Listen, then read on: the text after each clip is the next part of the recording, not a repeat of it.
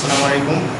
এর পরবর্তী next class nucleophilic প্রতিস্থাপন বিক্রিয়ার ত্রিমাত্রিক রসায়নের পরবর্তী ক্লাস নেক্সট আলোচনা করছি। আলোক সক্রিয়তার জন্য অপ্রতিসম কার্বন পরমাণু আবশ্যিক নয়। তাহলে কি দেখবো, এর আগে কি দেখেছিলাম যে কোনটা যৌগ আলোক সক্রিয়, কোনটা যৌগ আলোক নিষ্ক্রিয়, সেভাবে আমরা আলোচনা করেছিলাম। তার আগে কয়েকটা সংজ্ঞা জানবো। যেমন জানবো যে স্টিরিওজেনিক কেন্দ্র কাকে বলবো, বা স্টিরিও কেন্দ্র বা অপ্রতিসম কার্বন পরমাণু কাকে বলবো। লিখবো প্রতিসম কার্বন পরমাণু। এর আগে ক্লাসে আমরা আলোচনা করেছি, কয়েকটা শুধু ডেফিনেশনগুলো বা সংজ্ঞাগুলো আলোচনা করবো। তাহলে অপ্রতিসম কার্বন কখন বলবো, যখন একটা কার্বন পরমাণুর সঙ্গে ভিন্ন চারটি গ্রুপ থাকবে। ভিন্ন, এখানে এ দিলাম, এখানে বি দিলাম, দেখা গেল এখানে ডি দিলাম, এখানে ই দিলাম। তাহলে কি হচ্ছে, যে কার্বন পরমাণুর সঙ্গে কি আছে, যে অর্থাৎ কার্বনের সঙ্গে ভিন্ন চারটি যদি পরমাণু থাকে, তখন সেটাকে কি বলবো, অপ্রতিসম কার্বন পরমাণু বা স্টিরিওজেনিক কেন্দ্র বলা হয়। তাহলে এই সংকরের কার্বন পরমাণুটা কি হবে, চারটা সিগমা থাকলে কি হয়, sp3। একটা উদাহরণ দিচ্ছি, যেমন কি দিতে পারি, lactic acid COOH OH CH3 H। তাহলে এই কার্বনের সঙ্গে কি আছে, ভিন্ন চারটা গ্রুপ আছে। এটাকে বলবো স্টিরিওজেনিক কেন্দ্র বা কাইরাল কার্বন পরমাণু সংখ্যা বা অপ্রতিসম কার্বন পরমাণু। এবার নেক্সট আলোচনা করব অপ্রতিসম অণু কাকে বলবো।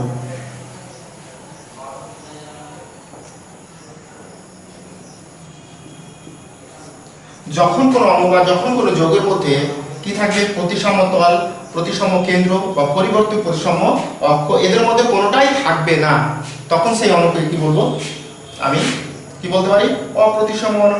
যেমন আমি কি বলতে পারি, যেমন ল্যাকটিক অ্যাসিড দিয়ে করতে পারি, বা একটা সবুজ আলো দেখায়, এর আগে যেমন দেখেছিলাম tartaric acid COOH OH H, এখানে আমি নেব OH, এখানে H। তাহলে আমি কি পাচ্ছি, এখানে প্রতিসম তল পাচ্ছি। তাহলে এই প্রতিসম তল এখানে পাচ্ছি না, তাহলে এখানে কি বলতে পারবো, এই অণুটাকে আমি অপ্রতিসম অণু বলতে পারবো। আর সমস্ত অপ্রতিসম অণু কি হবে, সেগুলো হবে আলোক সক্রিয়। প্রতিসম অণু এবার কাকে বলবো,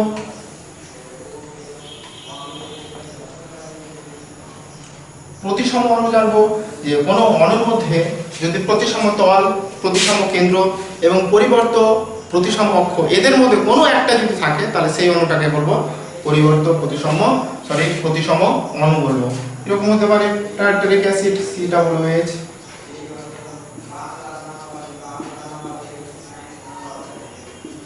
তাহলে এটাকে কি বলতে পারি, প্রতিসম অণু এই যৌগটার বলতে পারি, কারণ এটা সমদ্বিখ খণ্ডিত বলে কি হয়, একটা প্রতিসম তল পাওয়া যাচ্ছে, সেই জন্য এটাকে বলবো প্রতিসম অণু। এবার নেক্সট পড়ব কাইরালিটি।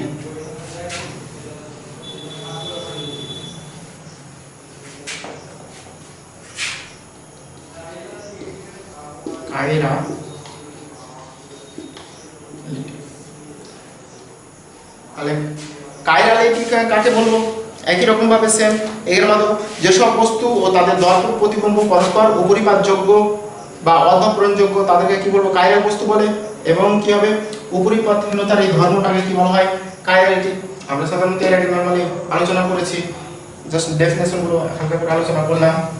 এবার নেক্সট আমরা চলে আসবো আলো সক্রিয়তার জন্য অপ্রতিসম কার্বন পরমাণু আবশ্যিক নয়। তাহলে অলরেডি আমরা কি দেখছি, যে কোনো একটা যৌগকে সমতল সমবর্তিত আলোক পাঠালে, যদি যৌগটা কি হয়, সমতল সমতল আলোকটাকে রোটেশন ঘটায়, মানে ঘূর্ণন ঘটায়, বামাবর্তী বা ডানাবর্তী ঘটায়, তাহলে সেই যৌগটাকে কি হবে, আলোক সক্রিয় বা অপটিক্যালি অ্যাক্টিভিটি।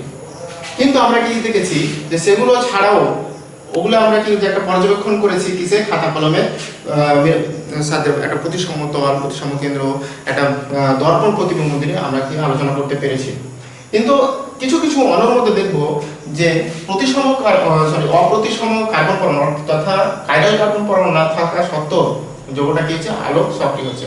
এরকম যদি স্ট্রাকচার থাকে, আমি AB একটা পরমাণু, C এটা কি আছে, কার্বন কার্বন ডাবল বন্ড, আমি এটাকে এইভাবে লিখেছি, তাহলে কি থাকছে, এটাকে আবার অ্যালিন সিস্টেমও বলা হয়, অ্যালিন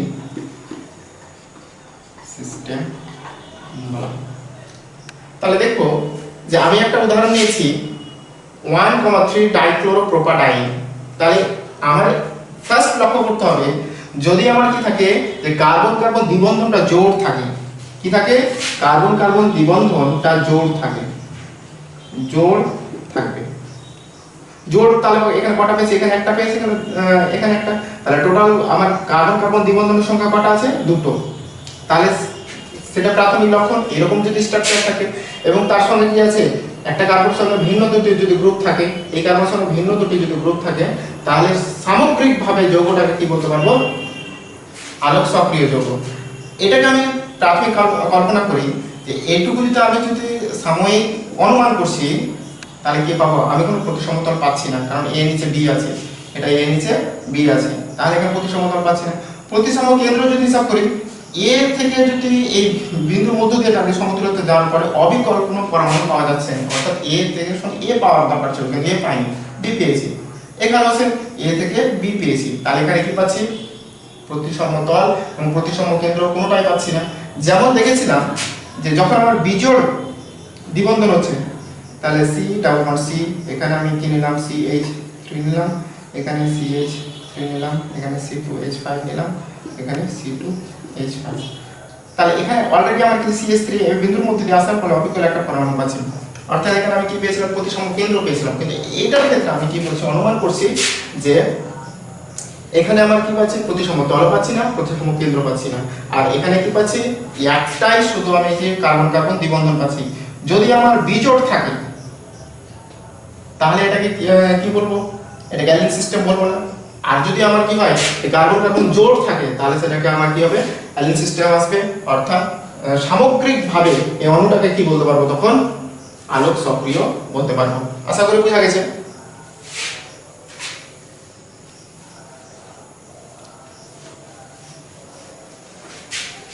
তাহলে এই আমাকে স্ট্রাকচারটা একটু মনে রাখতে হবে।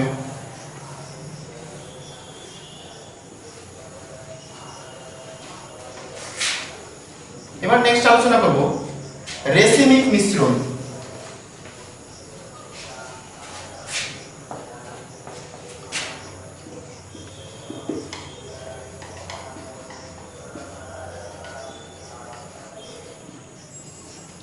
তাহলে রেসিমিক মিশ্রণটা কি, একটা আলোক সক্রিয় এনহান্সিওমান যদি সমআণবিক পরিমাণের মিশ্রণটাকে কি বলা হয়, রেসিমিক মিশ্রণ।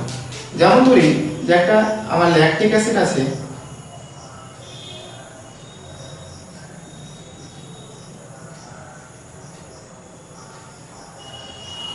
ডট ডট ডট দিয়ে দিলাম, এখানে CH3 দিলাম,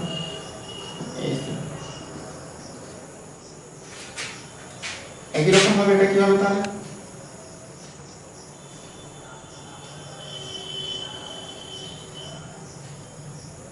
এদিকে CH3 ডট ডট, আমি যেভাবে ডট ডট ডট দিয়েছি সেভাবে করে নেব, হাইড্রোজেন পরমাণু একই রকম ভাবে OH।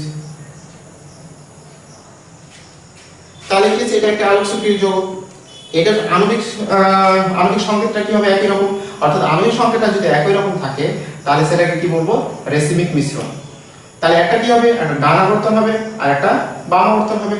তাহলে এর কি আছে, আমরা যদি আলোক সক্রিয় হাইড্রোজেন পরমাণুর বিপরীত দিক থেকে দেখানো হয়, তাহলে এটা A, এটা B, একই রকম ভাবে এটা C, এটা D। তাহলে একই রকম ভাবে এটা যদি দেখি, এটা A, এটা B, এটা C, এটা D। তাহলে D এর বিপরীত থেকে দেখব, তাহলে আমি ঘোরাবো কোনটা দিয়ে, A B C কন্টিনিউয়াস এই আলোক সজ্জানকে সাজাবো। তাহলে এটা কি হচ্ছে, ঘড়ির কাঁটা বিপরীতে ঘুরছে, আর এটা ঘড়ির কাঁটা দিকে ঘুরছে, রোটেশন।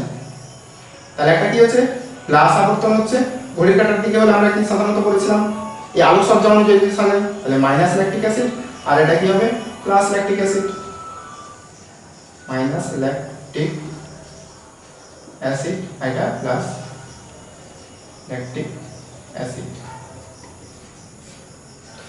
আবার আমি যদি দর্শকের সাপেক্ষে সমতলবর্তী তো কি হবে, এটা সমমানে ঘুরে যাবে, যেটা ডানে ঘুরেছিল সেটা বামে যাবে, আর বামে হচ্ছিল ডানে হবে। এর আগে আলোচনা করেছিলাম লিভার রোটারি এবং ডেক্সট্রো রোটারি নিয়ে আলোচনা করেছিলাম।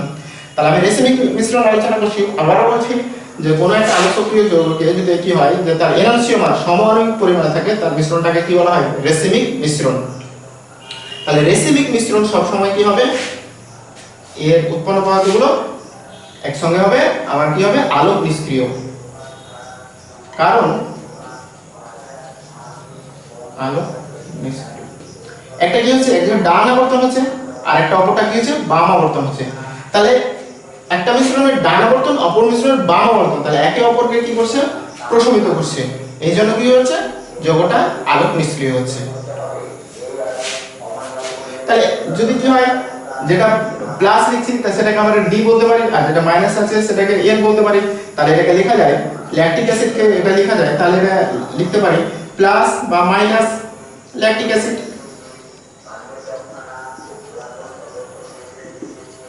যেহেতু বাম আবর্তন ডান আবর্তন দুটোই হচ্ছে, সেহেতু এটাকে আলোক নিষ্ক্রিয় বলবো, সেহেতু একসঙ্গে লিখতে পারি প্লাস বা মাইনাস ল্যাকটিক অ্যাসিড, বা আবার লিখতে পারি ডি কমা এন ল্যাকটিক অ্যাসিড লিখতে পারি, ল্যাকটিক অ্যাসিড লিখতে পারি। আশা করি রেসিমিক মিশ্রণ বোঝা গেছে।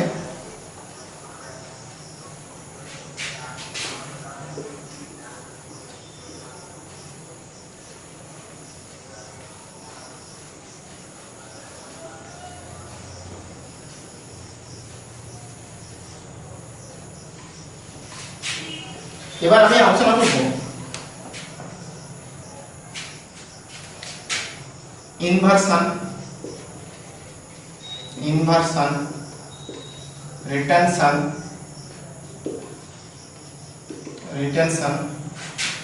and racemization.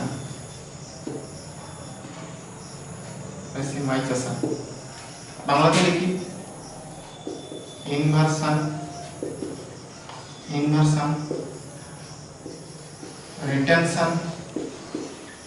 রিটেনশন এবং রেসিমাইজেশন।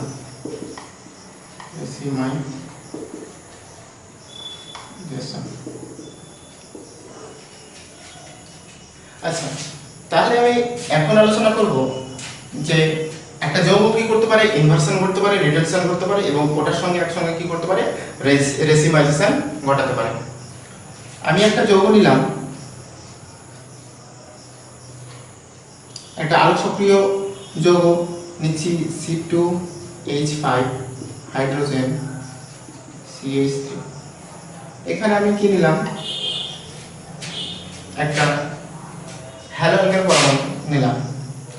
তাহলে আমি যদি এটাকে সামনে কোনো নিউক্লিওফাইল লাগাই,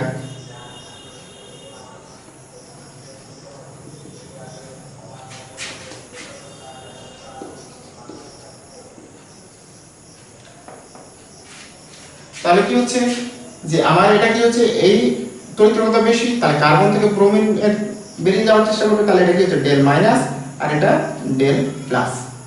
তাহলে কি হচ্ছে যে নিউক্লিওফাইলটা এটা যখন সামনে থেকে লাগবে এটাকে বলা হয় ফ্রন্ট। যখন সামনে লাগবে তখন আমার কি হচ্ছে যে কার্বন পরমাণু আছে যা আছে C2H5 হাইড্রোজেন পরমাণু, যেহেতু আমি এটা একটা কাইরাল কার্বন পরমাণু আছে, আর এখানে আমার কি হচ্ছে যে বিআরটা বেরিয়ে গেলে নিউক্লিওফাইলটা লাগবে, তাহলে নিউক্লিওফাইলটা বন্ড করছে প্লাস বিআর মাইনাস হয়ে যাচ্ছে। এরকম আসবে তখন ডান দিকে যখন আমার কোনো নিউক্লিওফাইল লাগবে তখন এই পদ্ধতিটাকে বলা হয় রিটেনশন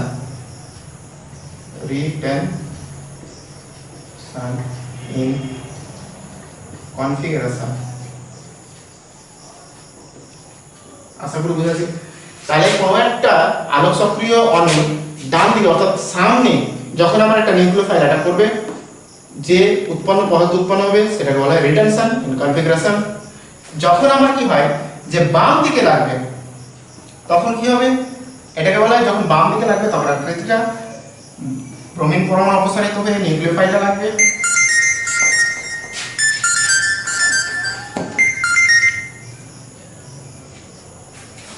নিউক্লিওফাইল লাগবে একই রকম same carbon C2H5 hydrogen CH3। তখন এটাকে কি বলবো? ইনভার্সন ইন কনফিগারেশন, বা লিখতে পারি এটা হবে ইনভার্সন কনফিগারেশন, বা লিখতে হবে কনফিগারেশন ইনভার্সন। তাহলে অ্যাকচুয়ালি একটা ছাতা যেরকম আছে, যে ছাতাটা যখন হাওয়াতে যেরকম উড়ে যায় সেরকম তার চিত্রটা হবে। তাহলে আমি কি পাচ্ছি, রিডাকশন যখন হচ্ছে তখন আমার ডান দিকে নিউক্লিওফাইল লাগবে, এবং কি হচ্ছে যখন আমার ইনভার্সন হবে তখন কি হবে, তার পেছন দিক থেকে নিউক্লিওফাইলটা লাগবে, এটা বলে ইনভার্সন। এটা যদি আমি নাম্বার এ নাম্বার দিই আর এটা যদি আমার বি নাম্বার দিই, তাহলে কিরকম দেখা যাবে, এ যদি 50% উৎপাদন হয়, বা ইনভার্সন ইন কনফিগারেশন যদি 50% হয়, তা একই রকম ভাবে বিও 50% উৎপন্ন হবে, রিডাকশন ইন কনফিগারেশন। তাহলে অনুপাতটা কত আছে, 1:1 অনুপাতে হচ্ছে। তাহলে এই উৎপন্ন পদার্থ দুটোকে একসঙ্গে এ ও বি কে একসঙ্গে কি বলা হয়, রেসিমাইজেশন বলা হয়, রেসিমাইজেশন। এখন এই রেসিমাইজেশনটা এটাকে বলা হয় অপটিক্যালি ইনঅ্যাক্টিভ, অর্থাৎ আলোক নিষ্ক্রিয় যৌগ। কারণ যে একটা ডান আবর্তন আর একটা বাম আবর্তন হওয়ার ফলে কি হচ্ছে, আমার এটা প্রশমিত হচ্ছে, সেই জন্য এটা হবে অপটিক্যালি ইনঅ্যাক্টিভ। আশা করি বোঝা গেছে রেসিমাইজেশনটা, ইনভার্সন এবং রিডাকশন।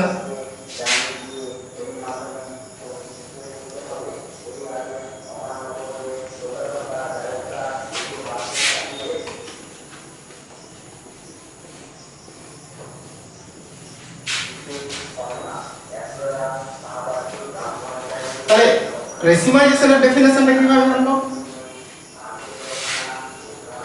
যে কোন একটা এনার্জিমার বা কোন একটা রেসিমিক কোন একটা এনার্জিমার তাপ ও আলো বা কোন একটা বিকারক বিক্রিয়া করে কি হয়, একটা রেসিমিক মিশ্রণ উৎপাদন করে, সেই পদ্ধতিটাকে বলা হয় রেসিমাইজেশন।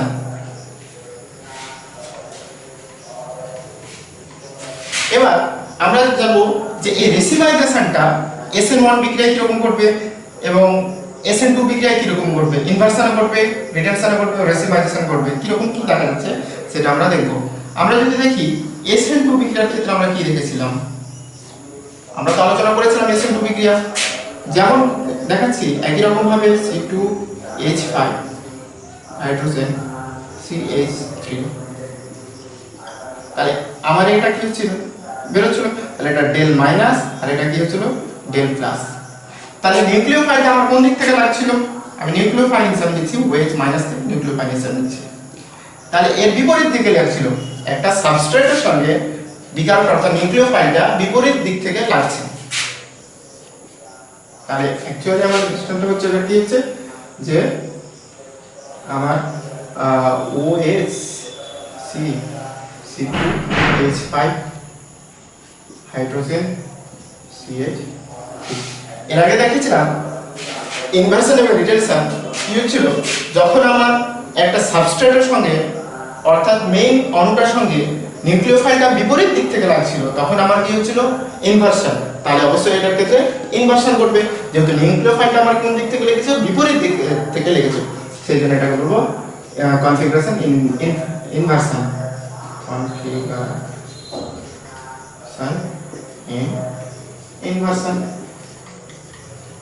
তাহলে এর ক্ষেত্রে আমরা রিডাকশনটা পাবো না, কারণ এই বিক্রিয়াটা একটা স্টেপে হচ্ছে, আর কি হচ্ছে যে আমার নিউক্লিওফাইলটা সাবস্ট্রেট অন্য বিপরীত দিক থেকে লাগছে, কারণ বিপরীত ডান দিক থেকে লাগছে না, এখান থেকে ওয়েস্টটা লাগছে না, এর আগে আলোচনা করেছিলাম, কারণ এটাও মাইনাস আর এটাও মাইনাস, তাহলে কি হচ্ছে একই আধান হয়ে যাচ্ছে, সেই জন্য একে অপরকে কি করবে, বিকর্ষণ করার চেষ্টা করবে, সেই জন্য সামনের দিক থেকে না লাগে নিউক্লিওফাইলটা বিপরীত দিকে লাগে।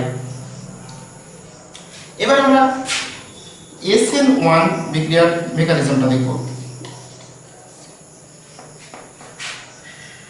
আমরা কি করেছিলাম, দুটো স্টেপে করেছিলাম, একই রকম এটা দিয়ে আমি করছি C2H5C হাইড্রোজেন CH3 দিয়া। ফার্স্ট স্টেপে কি দেখা গেছিল, যে হ্যালোজেন পরমাণুটি কি হয়েছিল, তার দুটি ইলেকট্রন নিয়ে বেরিয়ে গিয়ে কার্বোক্যাটায়ন তৈরি হয়েছিল, বিক্রিয়াটা স্লো স্টেপে হচ্ছিল, ধীরগতি সম্পন্ন বিক্রিয়া।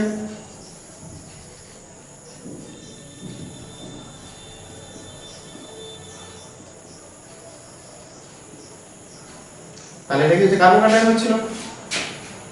সেকেন্ড স্টেপে কি দেখা যাচ্ছে, তাহলে আমরা কি হচ্ছে যে এর ক্ষেত্রে ইনভার্সাল রিটেনশনটা কি হলো, আমরা নিউক্লিওফাইলটা আমরা উভয় দিক থেকে করতে পারবো, সামনেও করতে পারবো আবার পিছন দিক থেকেও করতে পারবো। C2H5H3, তাহলে এখানেও আমি কি লিখতে পারি, যে কোনো একটা নিউক্লিওফাইল OH মাইনাস লিখতে পারি, বা এই দিক থেকে OH মাইনাস রাখতে পারি। তাহলে আমি সামনেও হতে পারে পিছনে হতে পারে, যেটা সামনে দিকে হবে সেটাকে কি বলবো, কনফিগারেশন in retention, retention। একই রকম ভাবে কি হচ্ছে, আমি এটার ক্ষেত্রে যদি আমি কি করি, বাম দিকে লাগাই, তখন আমি এটা কি দেখাবো, ইনভার্সন,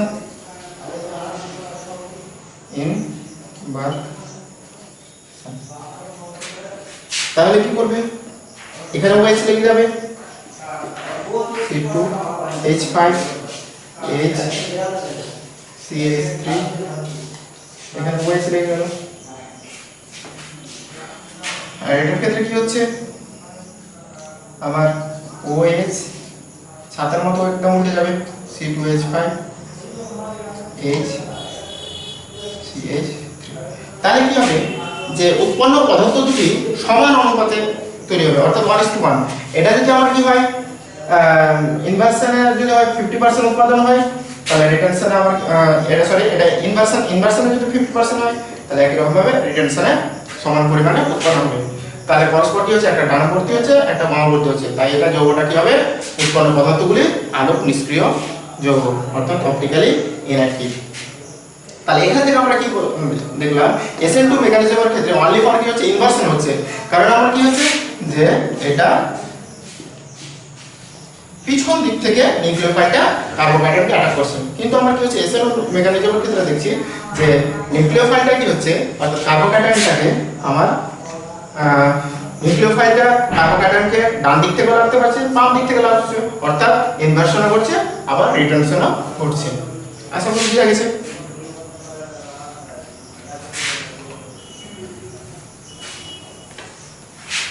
খাতায় লিখে ভালো প্র্যাকটিস করার চেষ্টা করবে।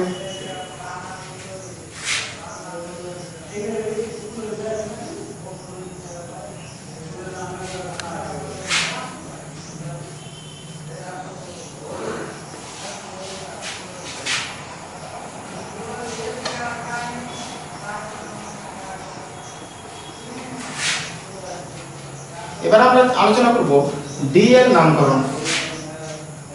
ক্যাপিটাল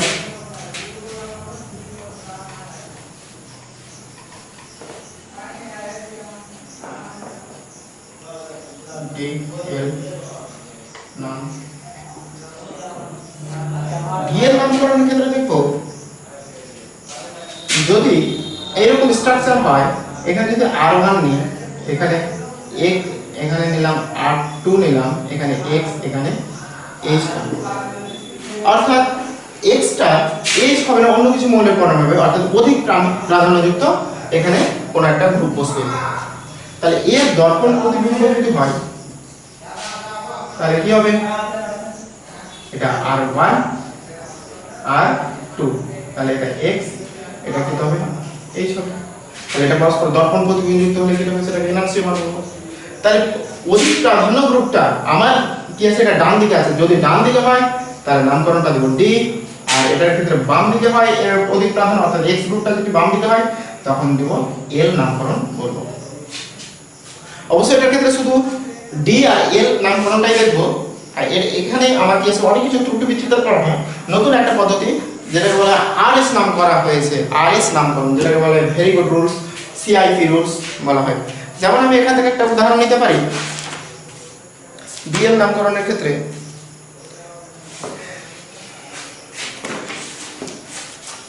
একটা গ্লিসারলডিহাইড,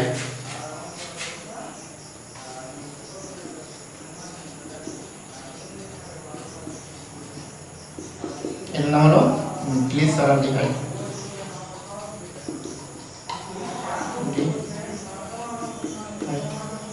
তাহলে আমি যদি এখানে দর্পণ প্রতিবিম্ব নিই তাহলে কি হবে,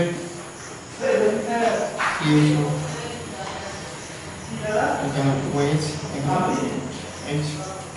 তাহলে এটার ক্ষেত্রে কি দেবো, এই গঠনের মতো যদি আমার কি হয় এক্সটা অর্থাৎ ওএইচ গ্রুপটা বেশি প্রাধান্য গ্রুপটা কোন দিকে আছে, আমার ডান দিকে আছে। আরো সাধারণ সময় কি বলেছিলাম, অধিক প্রাধান্য কেন বলবো এটাকে, কারণ অক্সিজেনের সবথেকে এদের মধ্যে প্রোটন সংখ্যাটা বেশি, তাই অক্সিজেন ডান দিকে আছে অর্থাৎ ওএইচ আছে, সেহেতু এটাকে কি বলতে পারি, ডি গ্লিসারলডিহাইড, ক্যাপিটাল ডি। ওই স্মল ডি বা স্মল এর সাথে এদের কোনো সম্পর্ক নেই। আবার যদি আমরা দেখা যায় যে অধিক প্রাধান্য গ্রুপ যুক্তটা, এখানে অধিক প্রাধান্য গ্রুপ কি আছে, OH আছে, এটা কি আছে এই গঠনের মানে কি আছে, এটা বাম দিকে আছে, এরকম যদি গঠন আকৃতি হয় তাহলে কি বলবো, L গ্লিসারলডিহাইড, এটাকে বলবো L গ্লিসারলডিহাইড।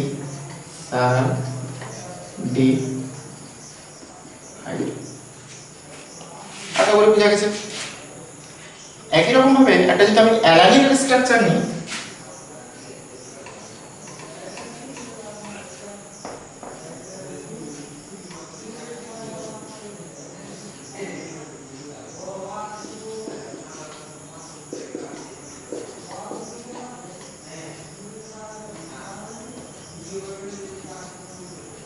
তাহলে কি আছে, এর যদি দর্পণ প্রতিবিম্ব নিই COOH CH3, এখানে H, এখানে CH, তাহলে এটা কি বলতে পারি, অধিক প্রাধান্য গ্রুপ এখানে কাকে দেখব,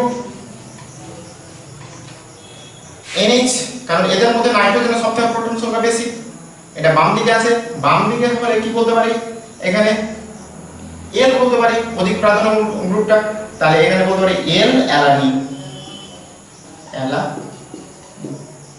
একই রকম ভাবে অধিক প্রাধান্য গ্রুপটা এখানে কি হবে, NH2, সরি মিস্টেক করেছি, এটাকে বলতে পারি ডি অ্যালানিন,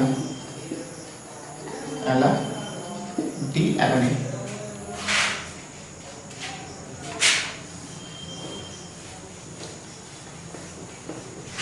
একই রকম ভাবে বামে এবং ডানে অধিক প্রাধান্য গ্রুপ যদি থাকে তাহলে সেই ক্ষেত্রে কি রকম হবে,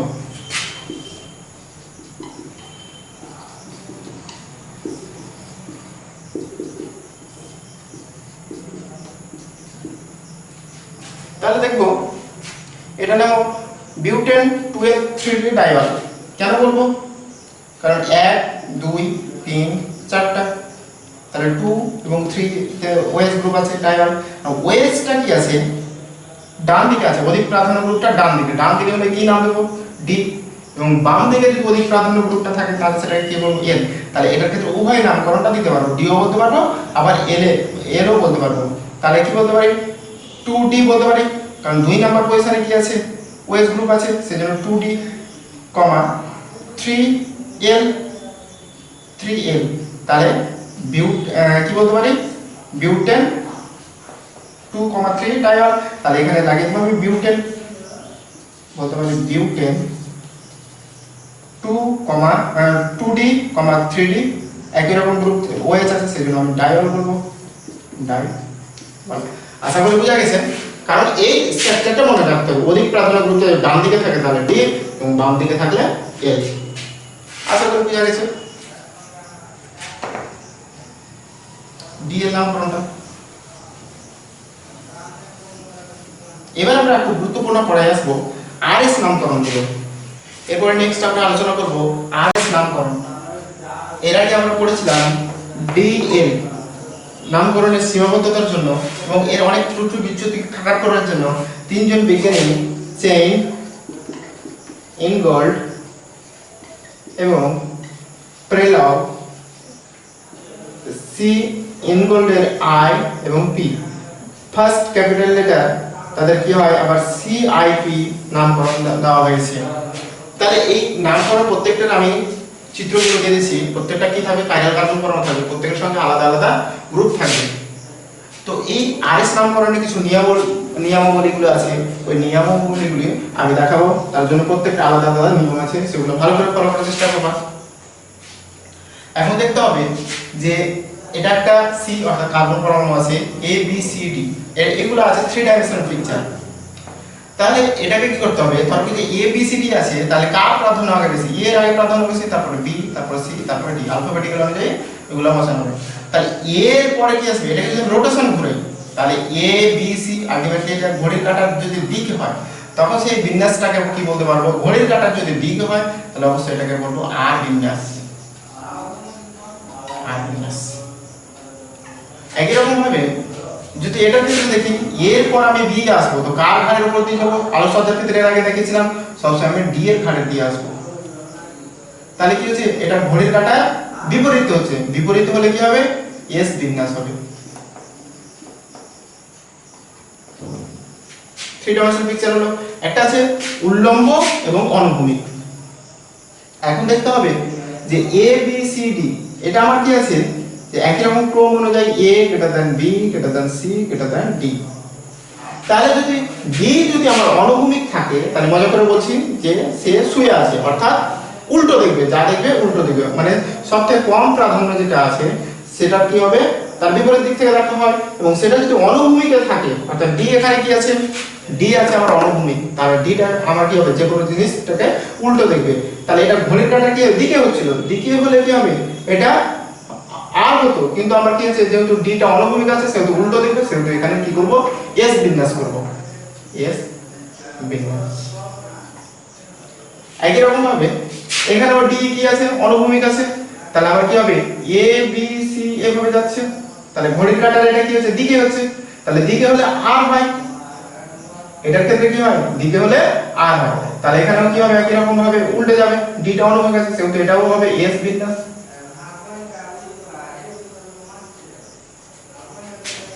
তাহলে a এরপর b তারপরে কি আছে, d আছে, আলটিমেটলি ঘড়ির কাঁটা দিকে ঘুরছে, দিকে ঘুরলে কি হবে, r হবে, যেহেতু আমার d টা অনুভূমিক আছে সেহেতু আমি কি বলতে পারি, এটাকে s বিন্যাস করব। আমি যদি এই জায়গাটার ক্ষেত্রে আলটিমেটলি এখানে আমি কি করতাম, এখানে যদি আমি একটা প্রসেস দেখাচ্ছি এই যোগটার ক্ষেত্রে যদি দেখায়, তাহলে এখানে নিলাম a নিলাম, এখানে d নিলাম, এখানে কি নেব আমি b নেব, এখানে c নেব। তাহলে এটার ক্ষেত্রে দেখি, তাহলে আমি কার ঘাড়ের উপর দিয়ে যাব, b এর কাছে যাব, তাহলে d এর ঘাড়ের উপর দিয়ে যাব, তাহলে একই রকম ভাবে এটা কি হচ্ছে, ঘড়ির কাঁটা কি হচ্ছে, দিকে হচ্ছে, তাহলে দিকে হলে কি হয়, দিকে হলে r হয়, তাহলে এটা কি আছে, r ই বসবে, এই কারণে d টা আমার কি আছে, উল্লম্ব আছে। সবসময় আমরা একটা d কে দেখব, d টা অনুভূমিক আছে না উল্লম্ব আছে। যদি আমার d অনুভূমিক থাকে তাহলে যা দেখব তা উল্টাটা দেখব, r হলে s হবে, s হলে r হবে। তাহলে d যদি উল্লম্ব থাকে তাহলে সোজাই দেখব, তাহলে d এখানে কি আছে, c d কি আছে, উল্লম্ব পথ আছে, অর্থাৎ d টা উল্লম্ব আছে, তাহলে d কে আমি কি দেখব, উল্লম্ব যদি পাই, তাহলে যদি ডান মানে ঘড়ির কাঁটার দিকে হয় তাহলে অবশ্যই কি করব, r ধরব। আশা করি বুঝা গেছে। একই রকম ভাবে এটার ক্ষেত্রে এই যোগের ক্ষেত্রে দেখি আলোচনা যা হবে কি, প্রোটন সংখ্যা অনুযায়ী সাজাবো, তাহলে কার সবথেকে প্রোটন সংখ্যা বেশি তাকে a প্রাধান্য দেব বা 1 প্রাধান্য দেব, তাহলে ব্রোমিনের সবথেকে প্রোটন সংখ্যা বেশি, তার মানে ব্রোমিনটা a। ক্লোরিনের কত, 17, ব্রোমিনের 35, তাহলে 17, তাহলে a b প্রাধান্য পাবে। এখানে কি আছে, কার্বন আছে, হাইড্রোজেন, ফার্স্ট এলিমেন্ট দেখব, হাইড্রোজেন থেকে কার্বনের প্রোটন সংখ্যা বেশি সেহেতু এটাকে কি বলবো, c আর এটা d। তাহলে আমি কিভাবে রোটেশনটা দিতে পারি, একই রকম আলটিমেটলি এভাবে আসছে, তাহলে এটা ঘড়ির কাঁটার দিকে না বিপরীতে আসছে, তাহলে অবশ্যই ঘড়ির কাঁটা বিপরীতে, বিপরীতে হলে কি হবে, s বিন্যাস হবে, s বিন্যাস হবে। এটার ক্ষেত্রে যদি দেখি তাহলে আমার কি আছে, যে ns2 টা কি আছে, এটার ক্ষেত্রে আমার সবথেকে কি আছে, b আরটা হচ্ছে a, আর এটার ক্ষেত্রে দেখব কি দেখব, ns2 টা এখানে b, আর এটার ক্ষেত্রে কার্বন পরমাণু c, আর এখানে এটার ক্ষেত্রে CH3AD। তাহলে এরকম যদি থাকে একই রকম ভাবে, তাহলে এটা কি করতে পারি, কোন দিকে ঘোরাবো, a b c আলটিমেটলি চলে আসছে, এরকম আসছে, তাহলে ঘড়ির কাঁটার দিকে না বিপরীতে, বিপরীতে হলে অবশ্যই s বিন্যাস হবে। আরেকটা আমি এরকম অনুরূপ একটা নিয়ম দেখছি, যে এখানে আমি কি লিখেছি, COOH আছে, এখানে আমি NH2 টা কি দেখব, ডট ডট করে আছে, তার মানে এটা কি আছে, এই অণুটার পিছন দিকে দেখতে পাচ্ছি। আর যেটা মোটা কালি আছে, আমি মোটা কালিটাকে সামনে রেখেছি, মোটা কালিটাকে সামনে রেখেছি, তার মানে এখানে কি আছে, এখানে আমি বি এর জায়গায় হাইড্রোজেন পরমাণু দিলাম, সামনে দিলাম। একটা দেখার সিস্টেম কল্পনা করে করতে হবে, যেটা ডি আছে তার বিপরীত থেকে যে কোনো আমি গ্রুপ দেখব, অর্থাৎ ডি এর বিপরীত থেকে আমি ফলো করব। এখানে মনে করলাম বি এর জায়গায় হাইড্রোজেন আছে, এখানে কি করলাম CH3 আছে, তাহলে আলোকসজ্জা সূত্রে এটা এ, এটা বি, এটা সি, এটা ডি। ডি কে যদি সামনে পায় তাহলে আমার দেখতে হবে পিছন দিক থেকে দেখতে হবে, ডি এর বিপরীত দেখতে হবে, তাহলে এটা সাজাবো এ বি সি। তাহলে এটা ঘড়ির কাঁটার দিকে না বিপরীতে? অবশ্যই ঘড়ির কাঁটার বিপরীতে। কি হওয়া দরকার, এস হওয়ার কথা ছিল, কিন্তু আলটিমেটলি কি আছে, এখানে আমাকে ফলো করতে হবে যে এইচ অর্থাৎ ডি গ্রুপটাকে আমি সামনে পেয়েছি, অন্য কোনো সামনে পাইনি, ডিটাকে পেয়েছি সামনে, তার মানে আমি পিছন দিক থেকে দেখবো, তাহলে যা দেখবো ওটা দেখবো। যদি এস হয় তাহলে এখানে কি হবে, আর হবে। এটা একটু ব্যতিক্রম ফলো করার চেষ্টা করবে, যেহেতু ডি অর্থাৎ এইচটাকে আমি কি পেয়েছি, সামনে পেয়েছি, সেহেতু সামনে দেখলে কি হবে, সবসময় ডি গ্রুপ থেকে পিছন দিক থেকে, তাহলে উল্টো দেখাবে, সেহেতু এস হলে আর হবে।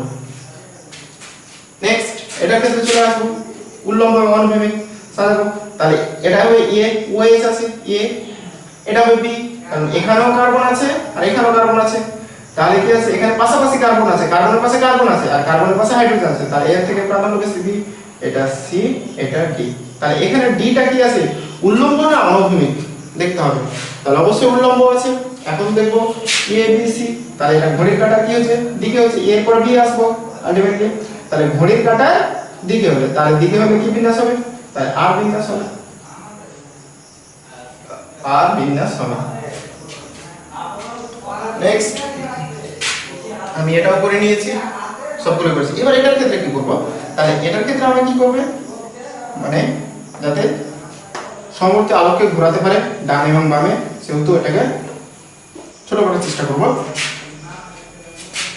এটাকে সাজিয়ে নেব, তাহলে সি ডাবল ও এইচ, এখানে আমার কি আছে,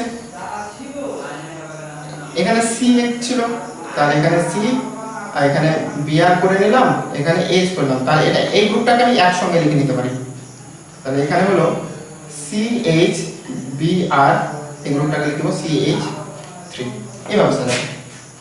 তাহলে প্রাধান্য কি হবে এ, তারপর এটা বি, কারণ কার্বনের পাশে কি আছে, ব্রোমিন আছে, তারপর এটা কি দিতে পারি, এটা সি, তারপরে ডি।